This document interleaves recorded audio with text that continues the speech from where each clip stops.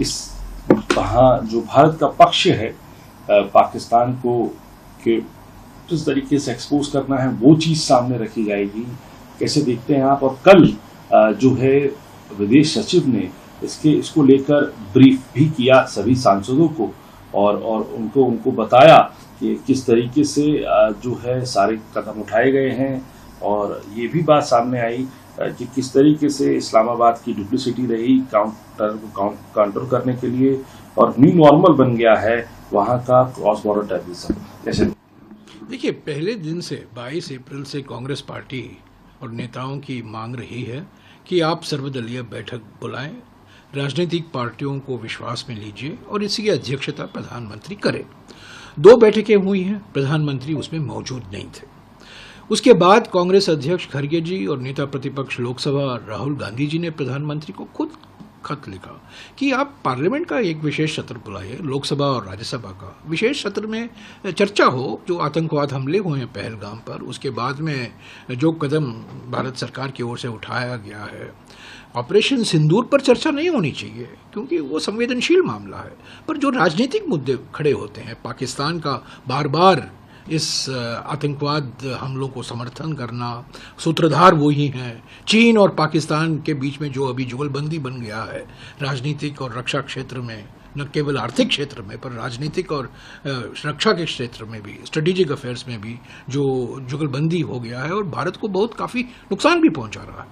तो ये सब मुद्दे हैं। और 5 साल से चीन के ऊपर हमें चर्चा नहीं की है, बल्कि प्रधानमंत्री ने चीन को क्लीन चिट दे दिया 19 जून 2020 को।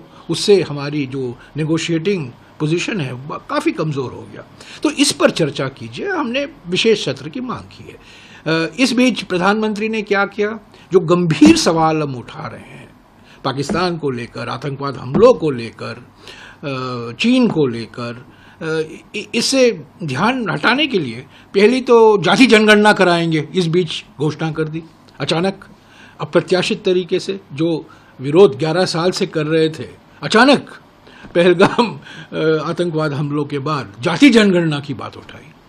और जब हम मांग करते रहे सर्वदलीय बैठक बुलाए, अध्यक्षता कीजिए, विशेष सत्र बुलाइए, उन्होंने ये जो बहुदलीय प्रतिनिधि मंडल है सांसदों का, उन्होंने इसकी घोषणा कर दी और सभी पार्टियों से उन्होंने चुन कर सांसद उन्होंने एक डेलीगेशन बनाया और दुनिया के अलग देशों में 30 या 32 देशों में जाएंगे।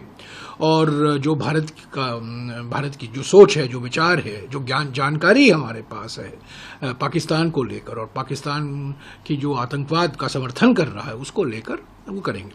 तो मैं समझता हूँ ये तो एक डाइवर्जन है, ध्यान हटाने का एक और प्रयास है। जो असली मुद्दे हम उठा रहे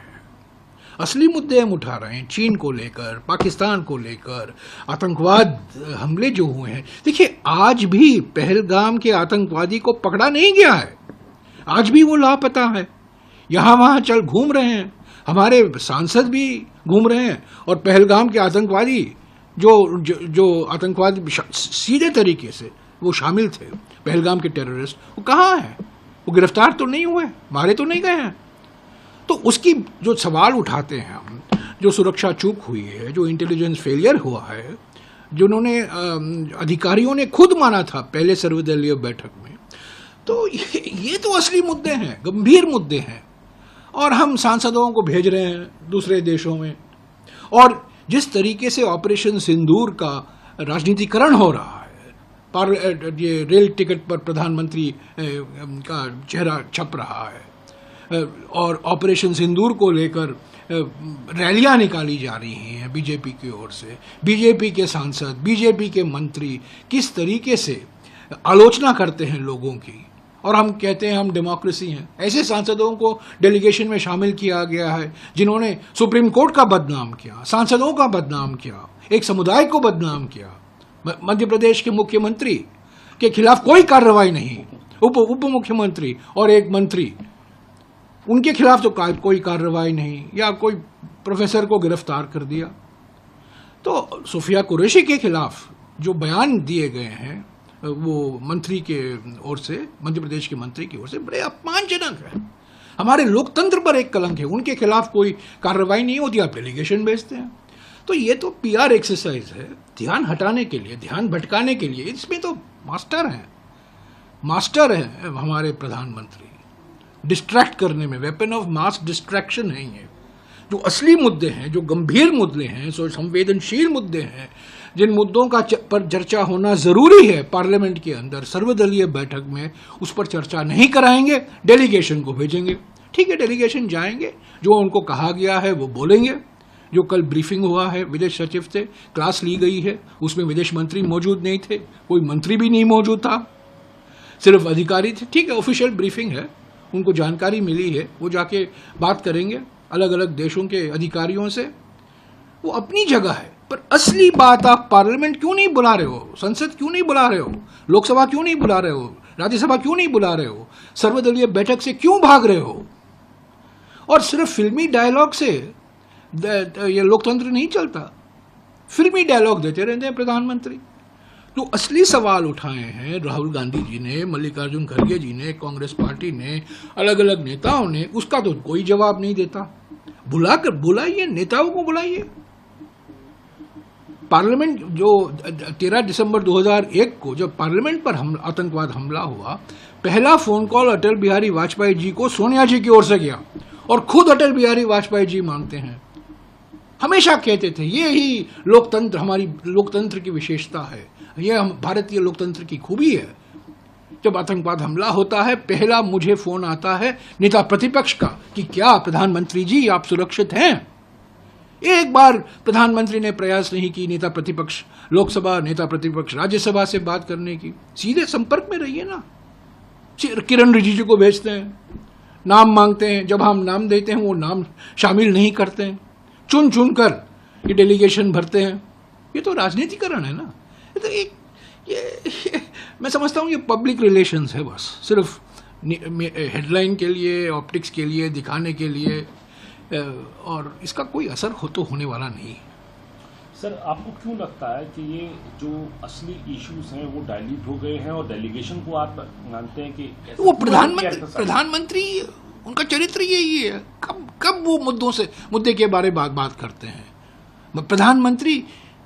प्रधानमंत्री का सारा जीवन देखिए, उनका पॉलिटिकल करियर देखिए, संसद में क्या देखिए ना, उनकी गवर्नेंस की क्या स्टाइल है। बदनामी करना, लोगों को हंसी मजाक उड़ाना, जो असली मुद्दे हैं उस पर बात नहीं करना, लोगों को विश्वास में नहीं लेना, एक एक लाइन फिल्मी डायलॉग मारकर चले जाना। तो ये पार्लियामेंट में चर्चा कीजिए। और चीन को तो उन्होंने 19 जून 2020 को तो एक सर्वदलीय बैठक में पब्लिकली उन्होंने कह दिया है, चीन को क्लीन चिट दे दिया। आज वही चीन पाकिस्तान का भारी समर्थन कर रहा है। चीन के बिना ये नहीं होता। आप लोग सवाल उठाते हैं, राहुल गांधी ने सवाल उठाए और मल्लिकार्जुन खड़गे देखिए, सवाल उठाए। हम एक जिम्मेदार पार्टी हैं, हम एक उत्तरदायी पार्टी भी हैं, हम रेस्पॉन्सिबल भी हैं और रेस्पॉन्सिव भी हैं। जो जनता के मुद्दे हैं, जनता के मन में सवाल है, हमारे मन में सवाल है। हमने हमेशा कहा है एकता और एकजुटता। जो पहलगाम के बाद हमने कहा जो कोई कार्रवाई भारत सरकार करेगी हम उसका पूरा समर्थन करेंगे। बार बार हमने उसको दोहराया। CWC की 2 बैठकें हुई, हमने कहा हम पूरा समर्थन दे रहे हैं, पर इसकी समीक्षा तो कीजिए। पहलगाम क्यों हुआ? कारगिल के बाद समीक्षा की गई थी। मैं आपको याद दिलाना चाहता हूं, कारगिल युद्ध के 3 दिन बाद, जब युद्ध समाप्त हुआ, हम विजयी हुए, 3 दिन बाद एक समिति का गठन हुआ। उस समिति की अध्यक्ष आज के विदेश मंत्री के पिताजी ने किया, विशेषज्ञ थे। उस समिति ने रिपोर्ट पेश की और मेरे ख्याल में 23 फरवरी 2000 को पार्लियामेंट में उस रिपोर्ट सुब्रमण्यम कमेटी पर चर्चा हुई। ये एक जमाने में ये लोकतंत्र हुआ करता था। अब के जमाने में क्या लोकतंत्र है? चीन पर चर्चा नहीं हो पाती है, आतंकवाद हमलों पर चर्चा नहीं हो पाती है, पार्लियामेंट नहीं बुलाया जाता है, सर्वदलीय बैठक में प्रधानमंत्री मौजूद नहीं होते हैं। तो ये हमारे लिए, हम इसको स्वीकारेंगे नहीं, हम इस पर सवाल उठाते रहेंगे। आतंकवाद के मामले में, पाकिस्तान के मामले में एकता और एकजुटता की जरूरत है। सख्ती से सख्त तरीके से हमें कार्रवाई करनी चाहिए। हमने कभी नहीं उससे पीछे हटा है। पर सवाल जो उठा रहे